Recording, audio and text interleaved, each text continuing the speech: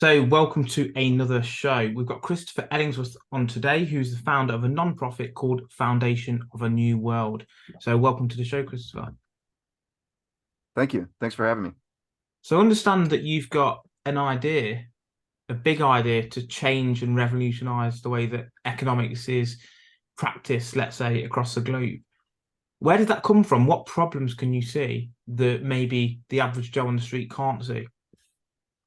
Uh, let's see. Kind of have two questions there. I'd say where it came from. It started with a prayer many years ago, um, and the conversation that resulted. But as far as the problems, what problems that I see that the average person might not, I would say that I can see how our GDP system, it actually motivates the worst in society. It doesn't bring out the best of our society. It brings out the worst of it. And the problems that we see all over the board that we take as just it's normal everyday business. You can once you see what I'll tell you about the GDP system, you can see how it actually drives a lot of those and is making things worse as opposed to things getting better. So, what do you mean by the GDP system? Is it a case of just money transferring hands? So an example I think of is Tesco. So if Tesco comes to a local area and it makes five shops go out of business, but net spend in the area goes up, for GDP reasons, that's seen as a benefit. But as an overall spread of wealth, that's actually detrimental. Is that what you're referring to, or is there some other way that you would explain the GDP issue? There's actually a lot more to it. I guess we'll start with let's just say the environment. Let's say look at the environmental aspect. I would say there's two big things that kind of want to talk to your listeners about would be the how our economic system is really hurting us individually as far as being exploited and being pushed to the limit of having to live paycheck to paycheck to pay for our needs, keep going, to have a house to live in, health insurance, stuff like that. And of course the climate change aspect. But let's just start. I guess let's start with the climate change aspect. And with that, if you look at the GDP system, the GDP system, it just stands for gross domestic product. It's a system that measures yearly what any particular country, their total sale of goods, right? And that helps to create a sense of value for their currency, whether it's a dollar or I think it's a pound there, or a ruble or whatever. That GDP measuring system is really helping to set the standard of what your currency is worth. So the problem is that it's gross domestic production. You need to produce at least 2% gross domestic product than you did the year before. Otherwise, you're considered to, or your currency is considered to be in a recession. If you produce less than the year before, it's a depression, which I'm sure most of you have heard. These things come up in the news where they're talking about whether or not the country's in a recession or if it's in a depression. That's what they're talking about, our complete and total GDP, if we have produced more than the year before. The problem with that, and this is twofold, it hurts you and it hurts the environment in many different ways. For one, let's say if a company had a method to produce anything, a light bulb, a can opener, a car, a cell phone, anything that was better, longer lasting, that's harmful to your GDP, right? It actually hurts a country's GDP if they're selling product that lasts longer. Let's just say if you made things last 5 times longer. Well, guess what? You've just cut your GDP down by to a fifth of what it was. By making it last longer, you hurt your GDP. You're not going to have that item to sell next year, right? And people aren't going to go in debt up to their eyeballs to buy things that they're not absolutely needing at the time, as opposed to if you absolutely need it, you will go into debt a lot easier. So that basic concept, let's just say environmentally speaking, um, if you want to save the environment, one very easy method to do that would be to make things last longer. Because every time you produce a product, you got to think all the weight, all the materials that have to be harvested from the natural environment, the destruction of the natural world just to harvest materials. then the manufacturing process, even if they use clean energy, which most of them don't, but even if they did use clean energy to manufacture it, you still have all the byproducts, right? So you're looking at the CO2 release from manufacturing a product, the byproducts from its manufacture, the shipping, which is insane. Shipping containers going around the world, trucks, deliveries, all that. The retailing, and of course, you buy the product, you dispose of the packaging, and after unfortunate short time, you have to dispose of the product and start all over. I mean, think about the pollution that's generated in that time span, and look at products that we buy every day and we take for granted. A can opener. If you were to go to your grandparents and get a can opener, maybe 20, 30 years ago, the thing would last 30, 40 years. The can openers they make today, they'll last 6 months, a year, 2 years, maybe. That's being kind of generous for most of them. So as you can see, the GDP system, it creates a conflict of interest, right? If you're in charge, you're not going to have a well-established interest in trying to push policy that may stop companies from doing bad practices like this.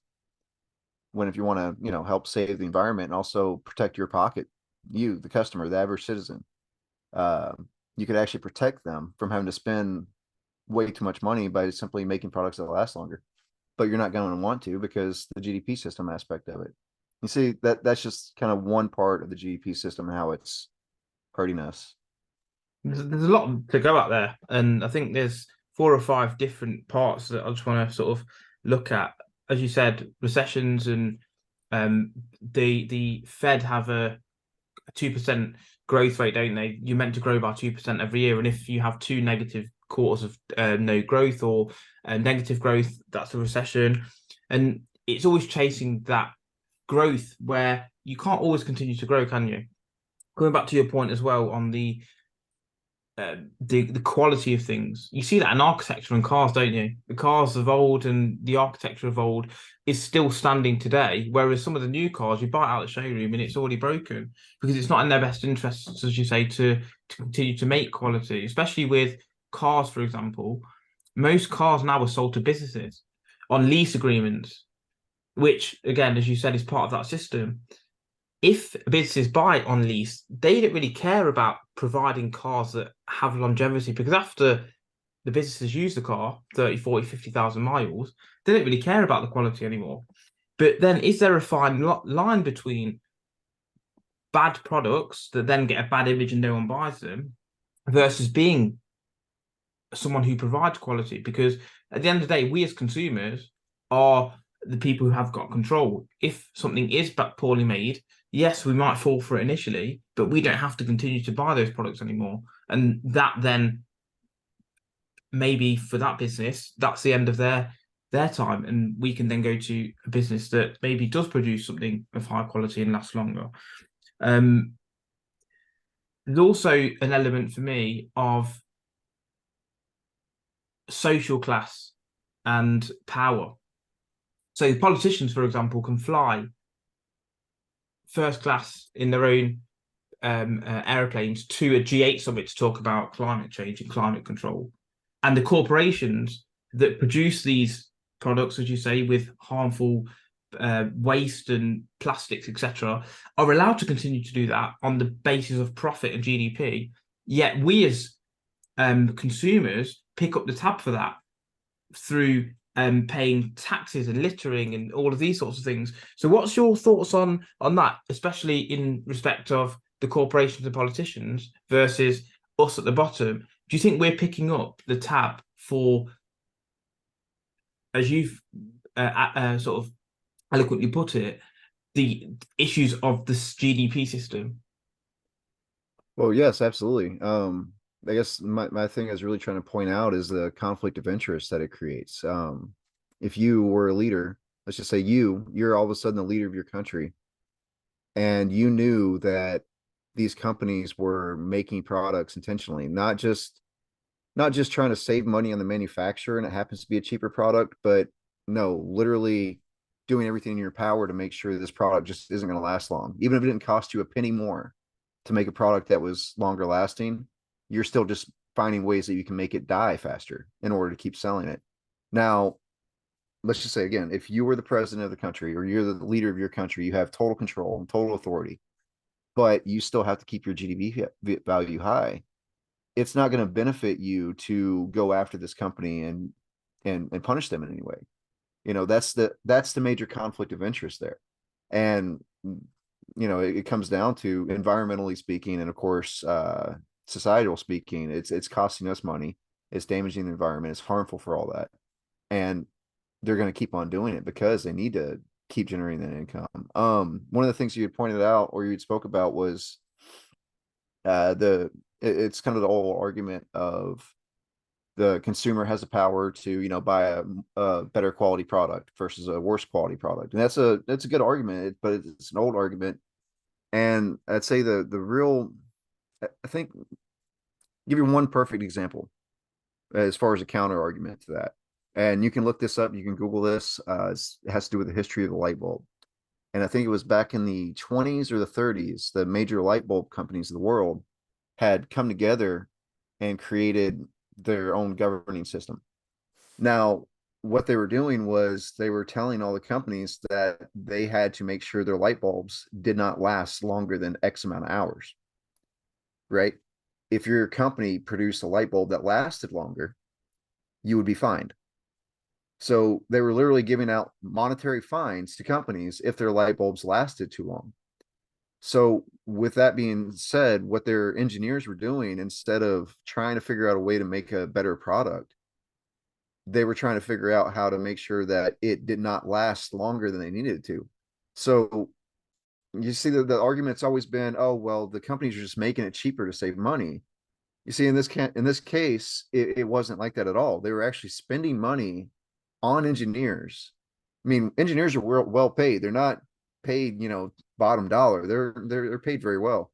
So you're spending a lot of money on engineers every day just to figure out how to make it a shorter thing.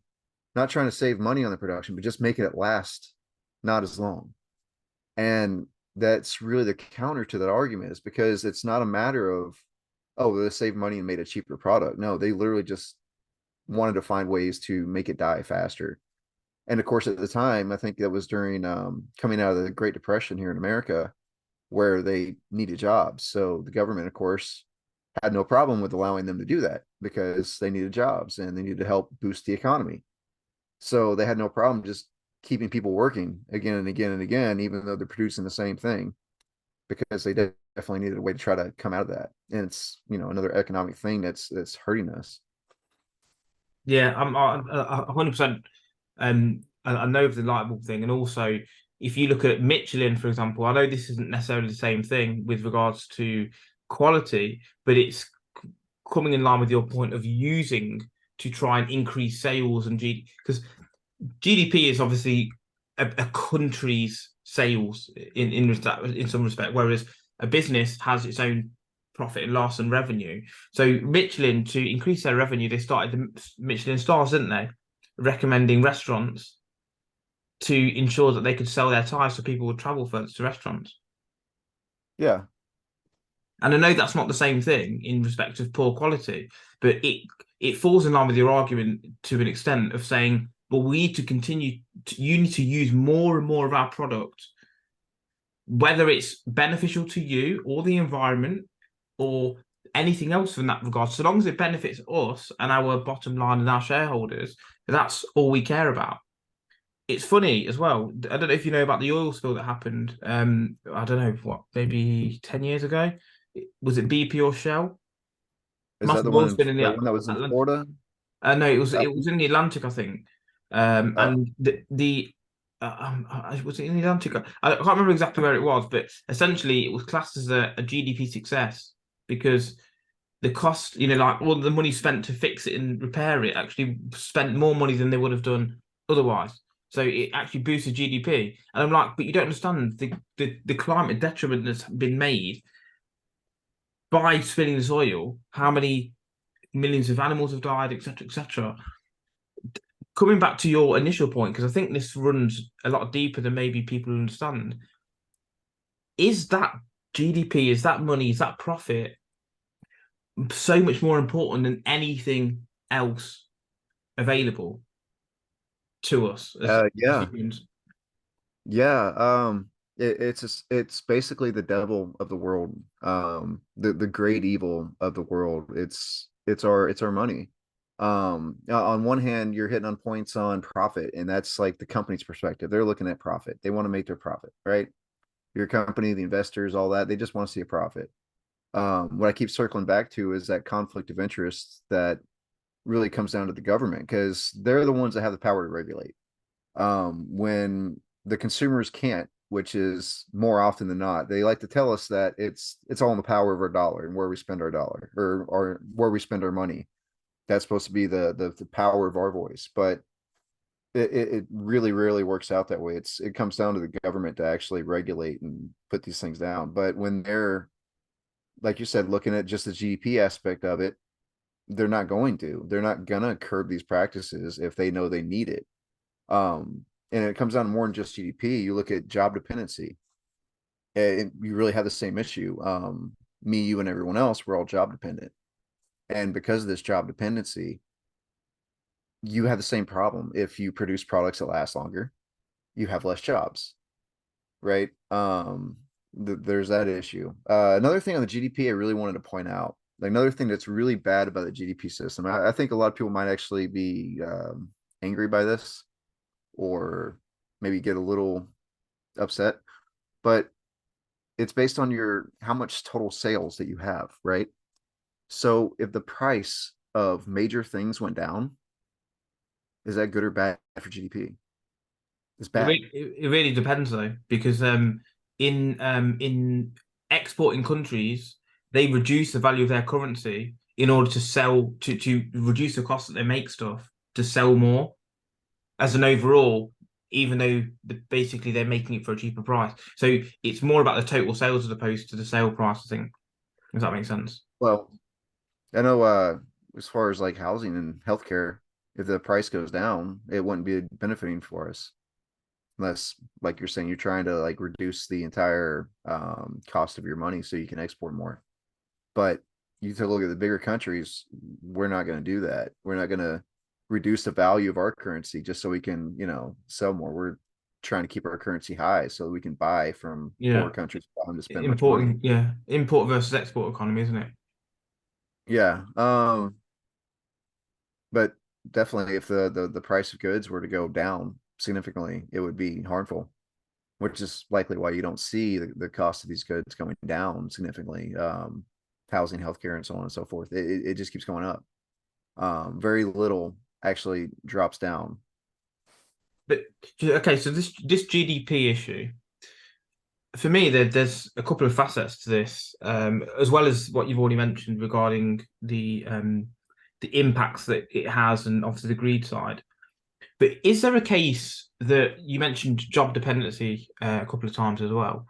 Is there a case that because of the automation of so many parts of our lives, from parking attendants that used to be there, that you now have machines that obviously you put money into and you input your reg, to vending machines that there used to be men walking around with, all of the food and drinks that they used to hand out, that again is a job. And you see it over and over again within the corporate world, um, online, Excel even, it automates things. Is there a case of automation that's driving our dependency for a very limited number of jobs that again will get automated at some point? So even within that, you've got individuals that are AI, etc., that are trying to actually get paid more to automate and get rid of all of these people's jobs.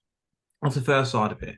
And the second side is it down to the actual fundamental structure of the monetary system, the Fed, fractional reserves banking system?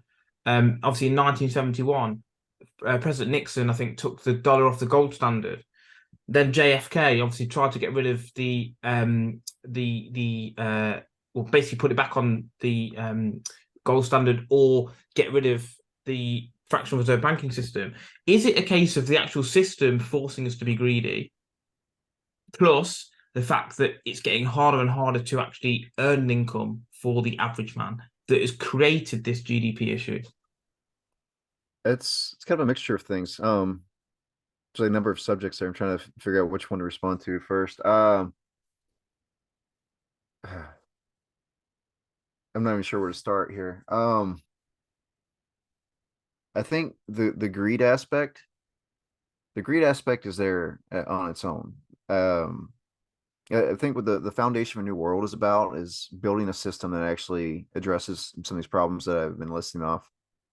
And with greed, the way that it actually handles it is that I've designed a new system, and instead of being like a dollar or a pound, think about it for a moment. What is a dollar worth, or what is a pound worth, or what is Bitcoin worth, or what is gold? What is that worth of your time?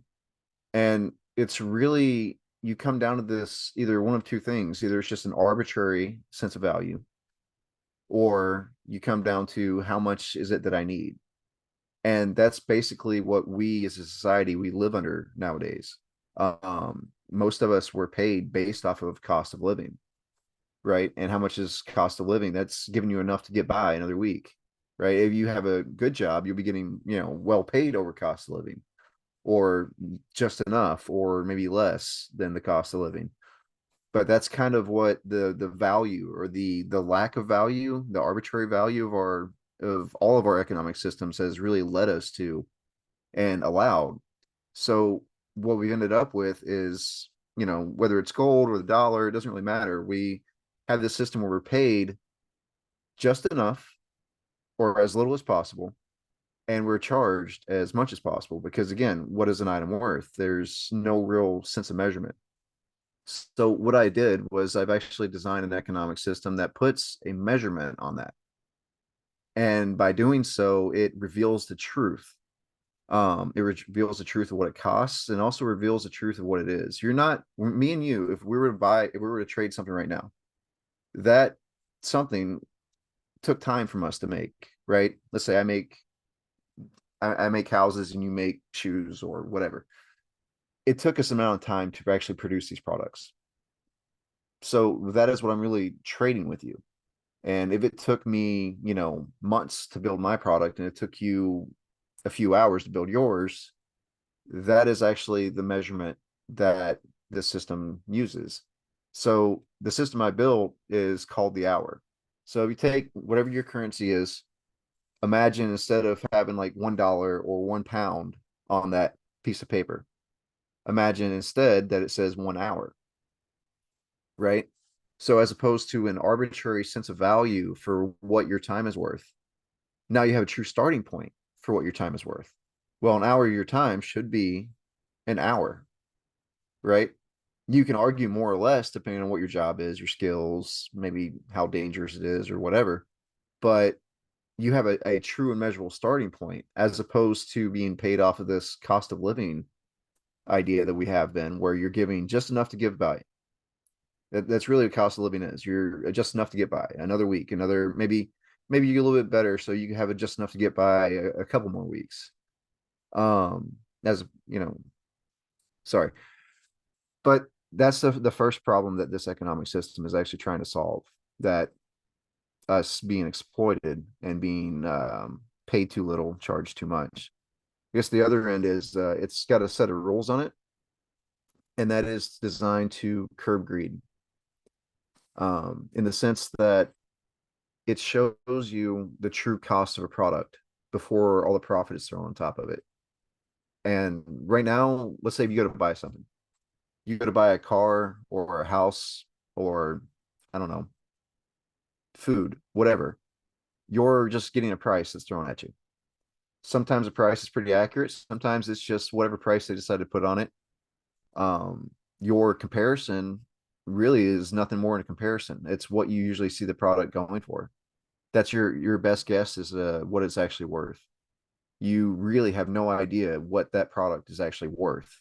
So let's say you go to the store, you're shopping around the store and you see something and it says $99, right?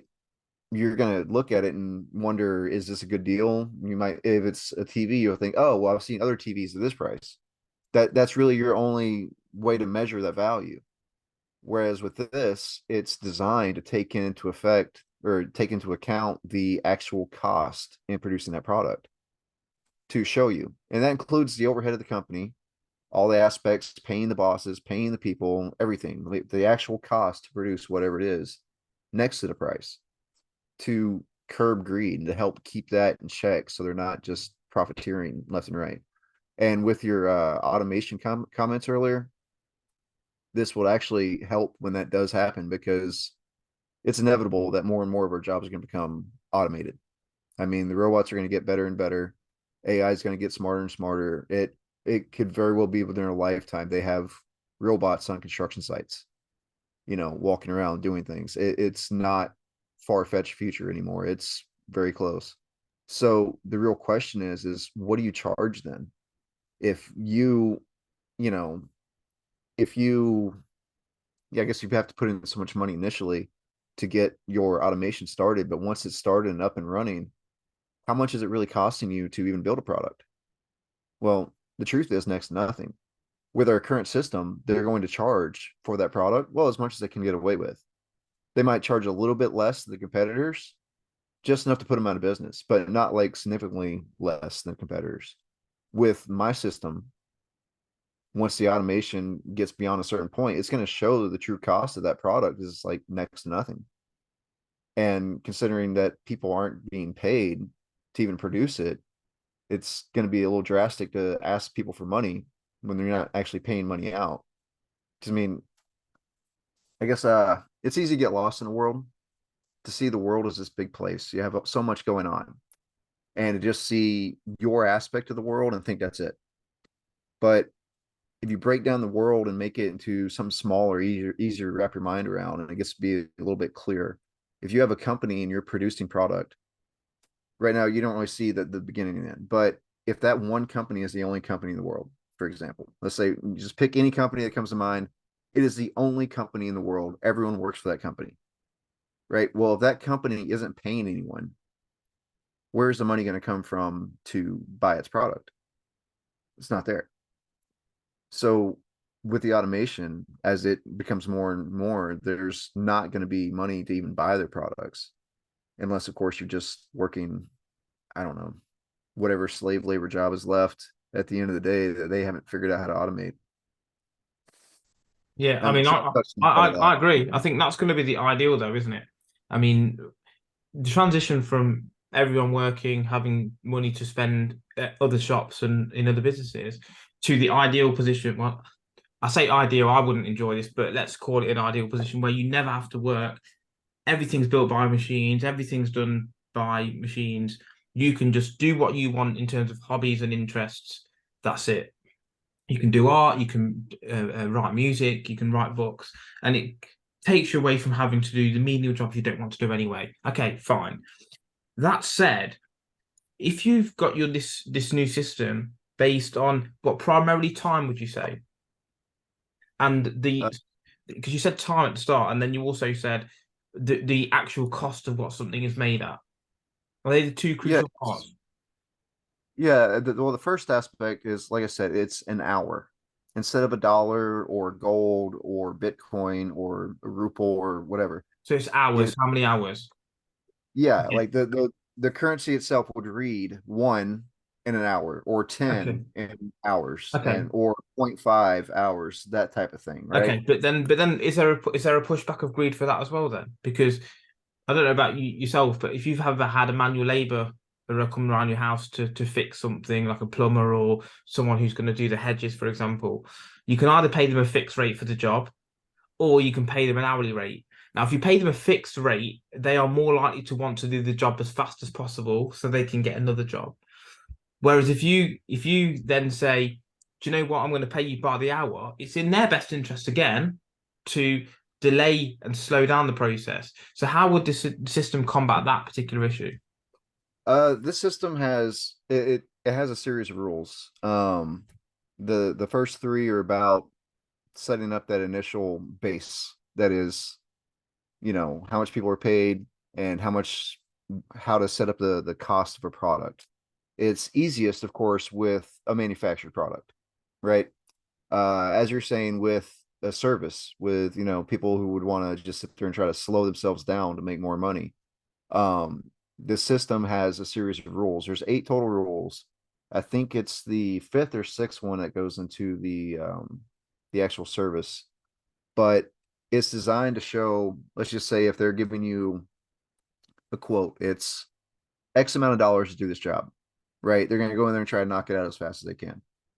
Well, it's got let's see if I can remember the exact wording of the rule.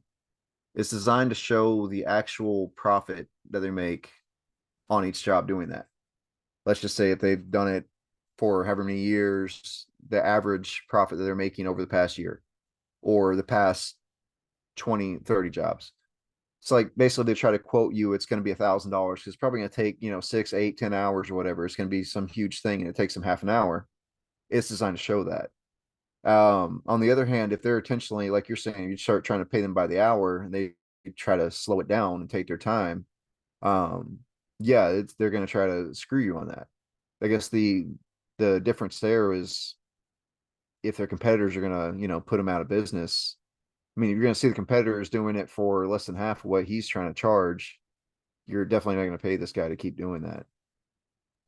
But it doesn't have anything specifically designed to prevent that. It's more of you're going to see it when you look at the competitors who are offering, let's just say, a plumbing job for X amount of dollars, and this guy's trying to say it's going to take however long, 13 hours, and just pay me by the hour and whatever. But how would that work then if there are let's again I'm trying to conceptualize this in my own mind as well because it's with a new system it's really important to ask questions and try and understand how the mechanics of something would work. So we'll stick with the plumber example because we've sort of started on this now, and you've got two plumbers, and if they are charging based on this hourly mode or rate or system, what's the differentiating factor? Uh, Like differentiate. how would so with the current system there might be Mr. Smith and Mrs. Jones, both plumbers. Mr. Smith is slightly more expensive. He's been doing the job for a lot longer, and he's got better tools and he's going to be done within an hour. Mrs. Smith or Mrs. Jones, I can't remember which way I said it now. She charges a little bit less. She's a little bit less experienced, and she's not quite got the perfect tools, but she can get the job done. It's going to take her a little bit longer. That's a key differentiation. But in this system, if it's time or hours, and a job typically would take a similar amount of time, what's the differentiation factor? Is it experience? Is it that the person knows someone? What is the differentiating factor to promote competition? There's actually a couple of different factors. I think one is the natural course that we already have. Like, what is the difference between that and what we already have today, where someone is giving you a chart, they're giving you a price tag for their plumbing job, and they say it's only going to take this long or whatever. They say it's this amount of dollars, and you have to pay it. Really the same type of thing. You're gonna have some people who are better at it and some people who are slower at it. With this, the company can still quote however many hours they want to charge you for it. The difference is that, like I said, the service industry is one of the harder ones because of these types of things, but it would show you how much actual time it does take to do a job um, next to the price tag.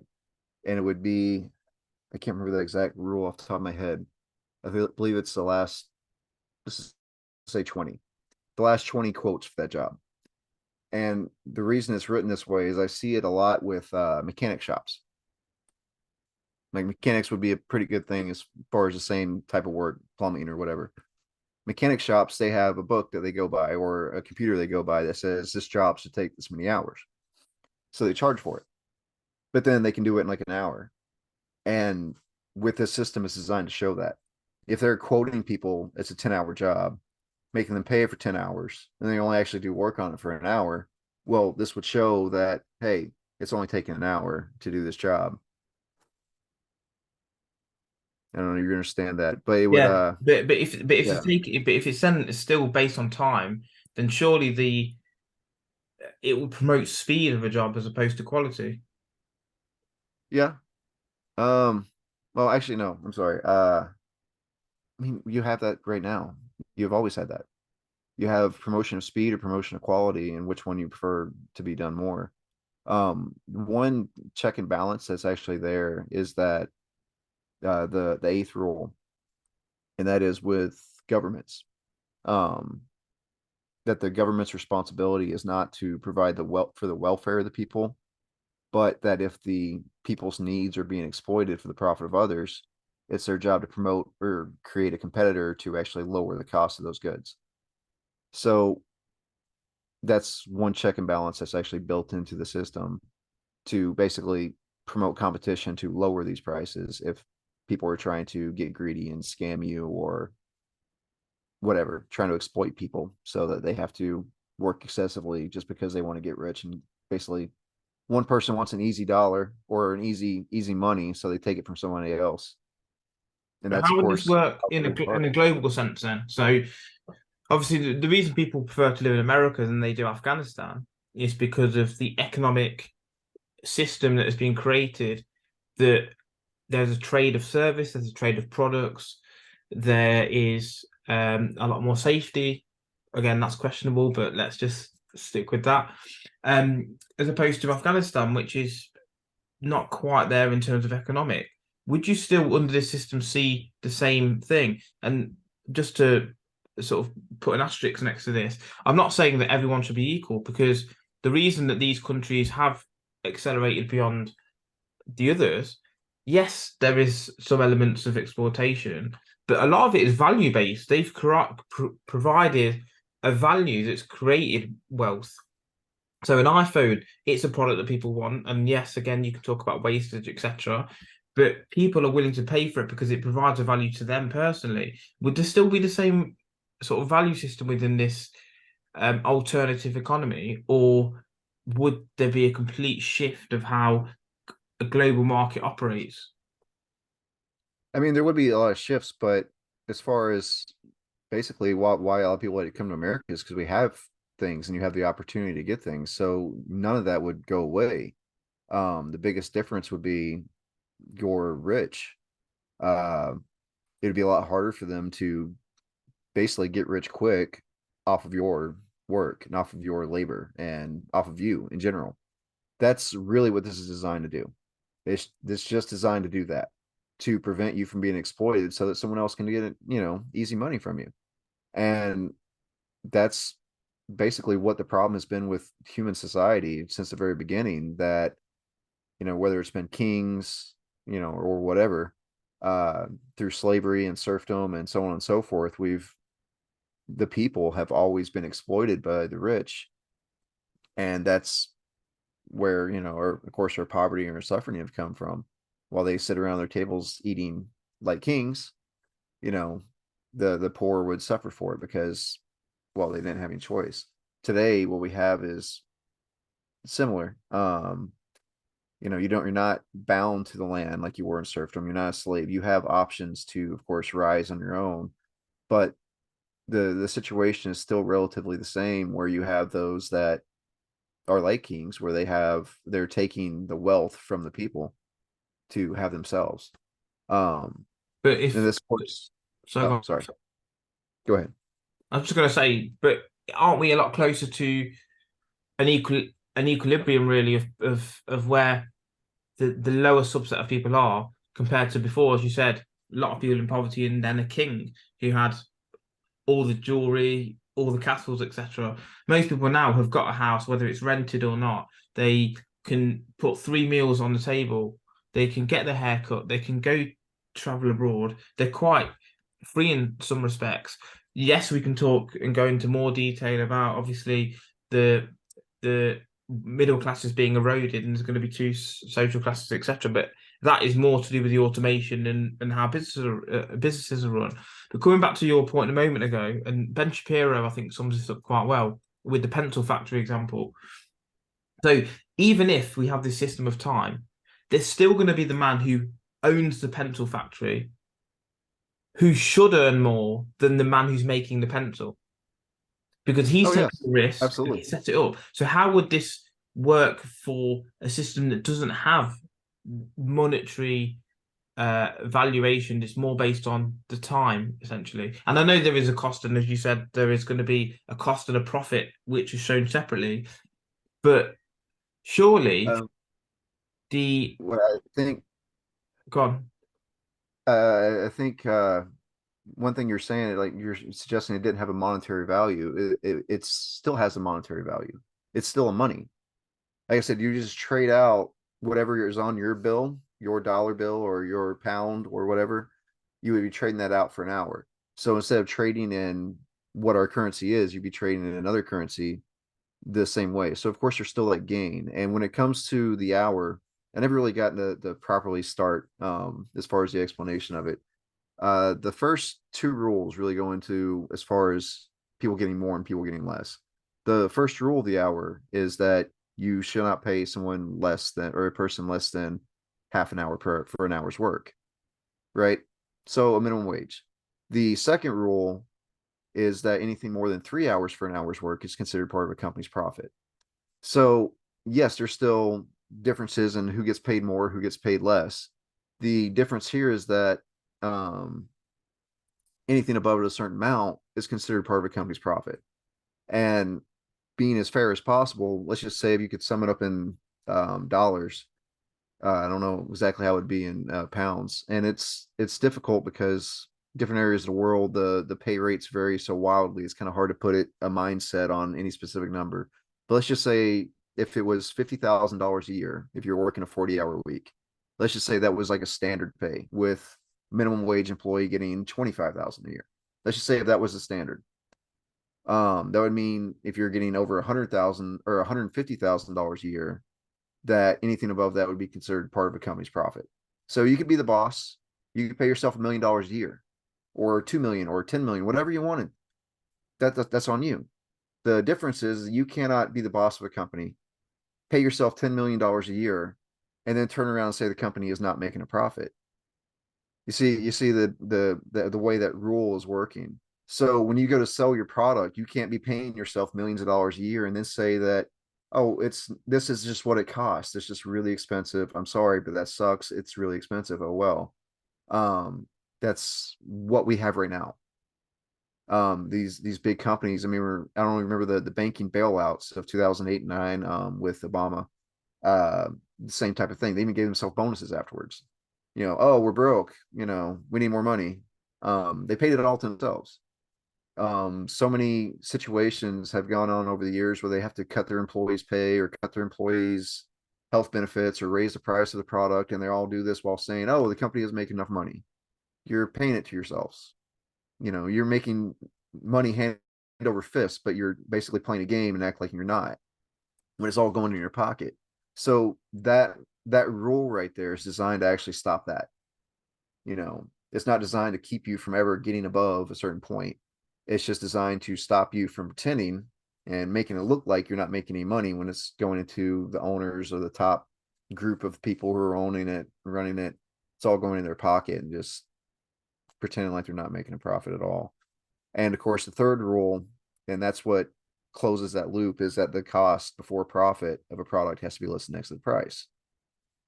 That's what's going on there. That's what that's designed to do. So it's not but limiting all what companies from not making profit.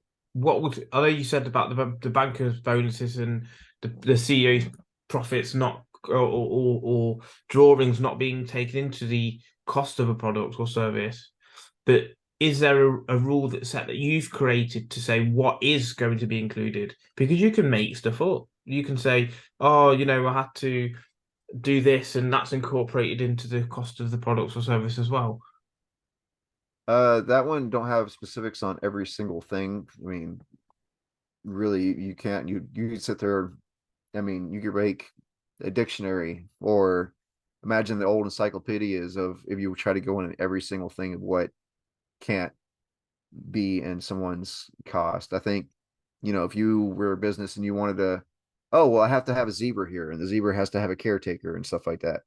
Um, that would come down to auditing and of course whatever states would make their own specific rules as to things like that. But honestly, even if you did, let's just say you wanted a zebra and you needed to have a zebra at the office.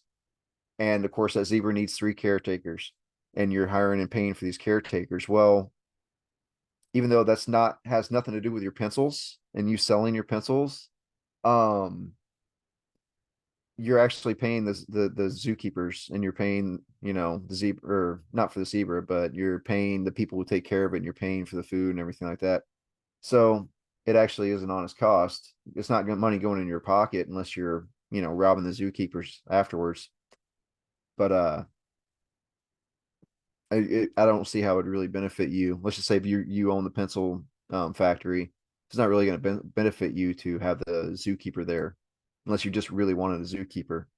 And of course, if your competitor is not having zookeepers with zebras on the property, well, they're going to be able to sell a pencil for less money than you are. They're kind of going to put you under. And that zebra is going to be the death of you. So you still have those basic things. Like I said, you can't really go. There's a lot of things that you could go into detail. Gets, I guess, more difficult. But this system its design is about as best as I think it can be to try to catch any catch-22s in the very specific wording of certain things. Like, I didn't get an exact wording, but it says that the accumulated, or the cost of a product from raw material, or the cost of a product or service from raw material to finished product um has to be, or the profit has to be listed next to the cost from raw material to finished product. That's the accumulated profit. So that right there in itself is designed to show the accumulated profit from all the companies. And the reason it's done that way is because if it's not, let's just say you own the pencil company and you want to sell things and make it look like you're not making, 800 or 1,000% profit off your product. Well, the easiest way to do that would be to own a second company that owns a pencil company, or own a second company that sells to the pencil company. Well, now you just own the wood company. You sell that product to the pencil company at prices no one else would ever buy it for. You can just raise the hell out of your prices, like as high as you want, and you can sell it to the pencil company. Well, now you're actually selling it at cost or close to cost or whatever. Well, with this rule, you won't be able to get away with that. And that's the reason why it is that way, because if it wasn't, I mean, they'll just create another company right next to it, which they do all the time.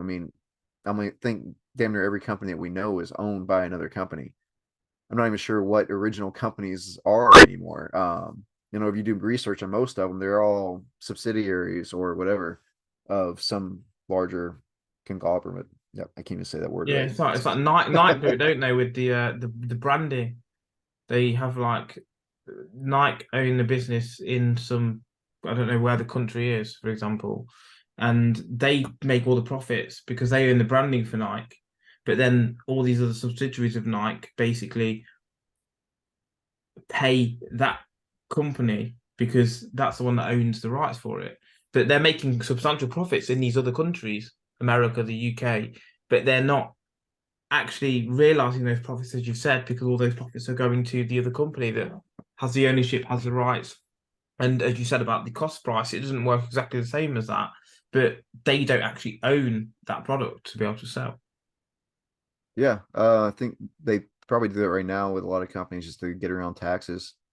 Have company A take most of the money from company B by selling something, whatever, lawyer services or whatever they want to sell, just so that, the company that's making all the money can show on their tax forms they're not making anything and get a tax break, while the other company that just takes all the profit and probably go into other countries, like you said, to try to get around paying taxes.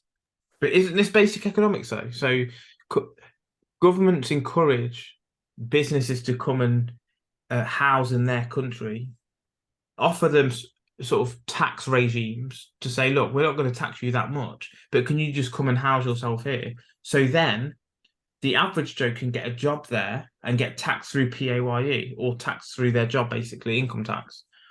Yeah. Does that fall in line with then your government rules that you said that governments also have to have some level of jurisdiction over them? Yeah. You would see the same type of behaviors and stuff like that. You'd have some places where there's not a lot of work. Maybe they try to encourage companies to come set up shop there, and they might try to find ways to do that. But I think the biggest thing with this system is, one, preventing us from being exploited in the process. That's the biggest thing about it, and that's the most important thing. Even if you think, okay, we need jobs, you got to ask, what do we need jobs for? Well, we need jobs to pay the bills, right? We need jobs to pay for the house. We need jobs to pay for healthcare. So the more expensive that is, the more we need jobs. The less expensive it is, the less we need jobs. So let's just imagine if, your housing was cheaper. If the average cost of a house was less than half of what it is now. What if the average cost of healthcare was less than half of what it is now? The average cost of things just across the board, less than half of what it is now. Would you need that job as long? Would you, be able to get away with working 6 months a year, 9 months a year, and taking, 2, 3, 4 months vacation a year? Spend time with, I don't know, family. Actually go out and have a vacation longer than a long weekend, which most people really don't. In fact, most people I know, they get let off for a week on during the holidays for Christmas and stuff, and they're scared they're not going to have enough money coming around, after New Year's. So I mean, that's it really is the goal there. As far as like, countries trying to encourage different companies to come, set up shop near their place if they don't have enough, that would still go on if like you really needed, to build jobs for your people. But with this system, it's taking the GDP aspect out of it. I mean, I guess I should get to that point. Like I said, the GDP aspect means that your country needs to produce more just to keep its country's value higher. With this currency I designed, you get rid of the GDP aspect.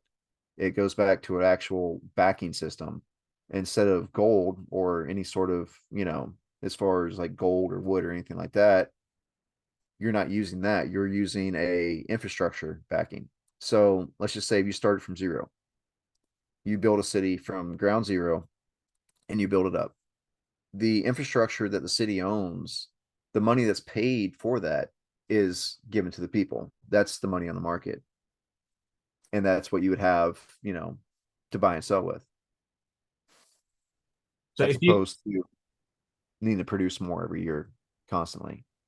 so if you could summarize then, because obviously you have got this non-profit that you're in charge of, how would you summarize both your new idea and how your non-profit is trying to implement this, or what you're doing in the background, basically?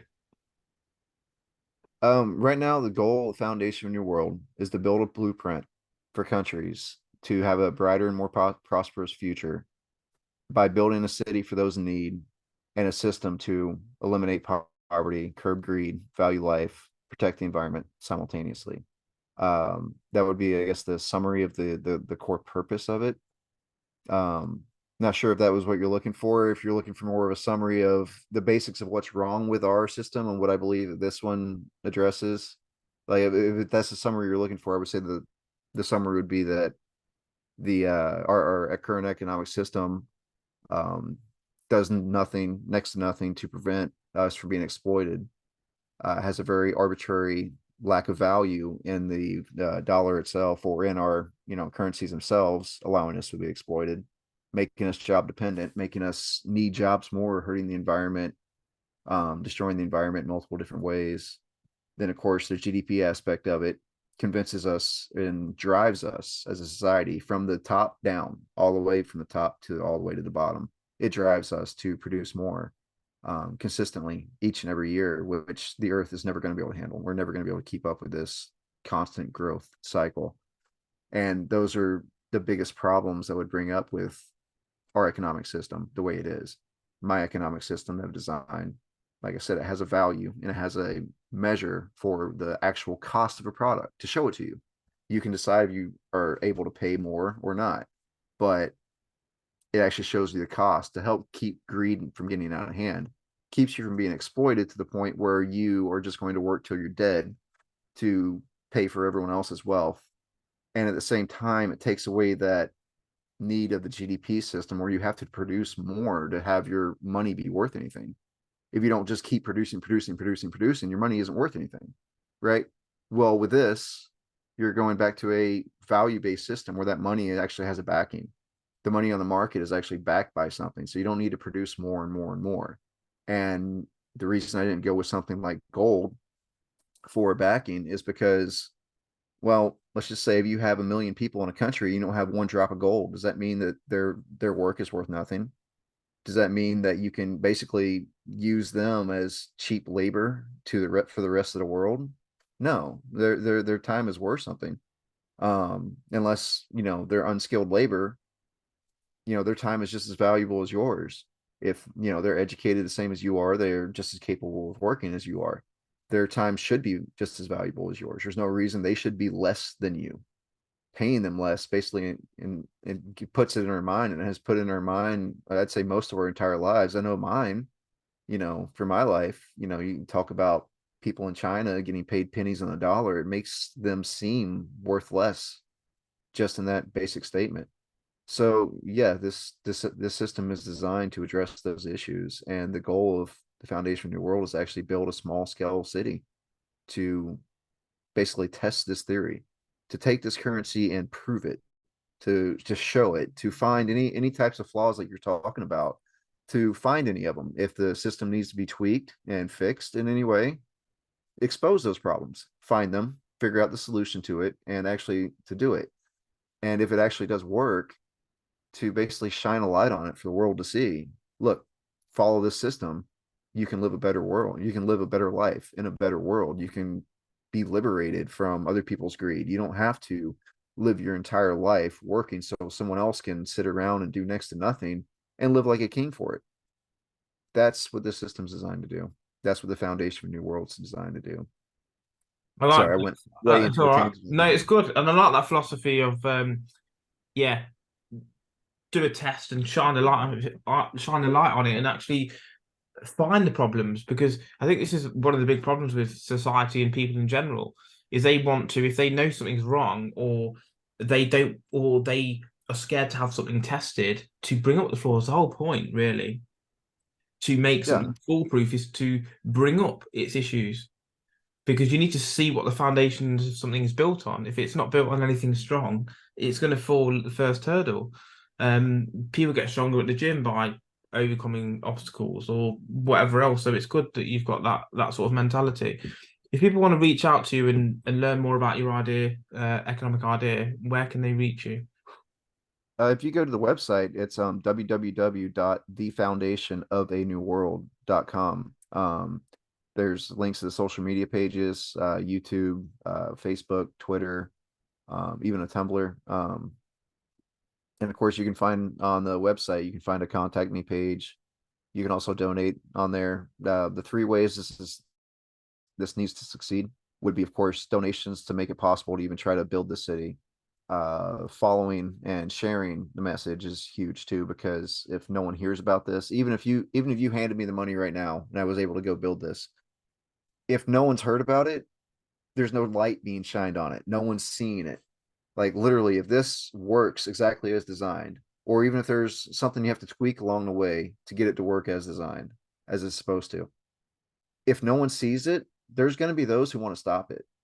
There's going to be those who would prefer their power over you to you being free, and they would nuke it the second they would get a chance to. So shining a light, you, as everyone out there listening, you sharing this message and sharing the videos that are on there, talking about it to other people, that is going to be the light that needs to be shined on it. And of course, last, if this works and it works out as it's supposed to, it's up to you whether or not to follow it. Like those would be the 3 steps that will make or break this thing. No, absolutely. Well, thanks again for being on the show, Chris, and hopefully your dream comes into fruition. And I'll be interested to hear a bit more about it. To be honest, it does sound like a new concept. That's at first it's difficult to get your head around, but then if you think about some of the issues that we've got today, some of those problems are resolved by having some of the solutions that you've got uh, within your model. Yeah, yeah, thank you. And like I said, if there is any problems, I would definitely like to talk to people about them and find out what they are, or of course, find out through proving it. Give it that test trial, that test run to show it in action. Absolutely. Well, thanks again, Chris. Thank you.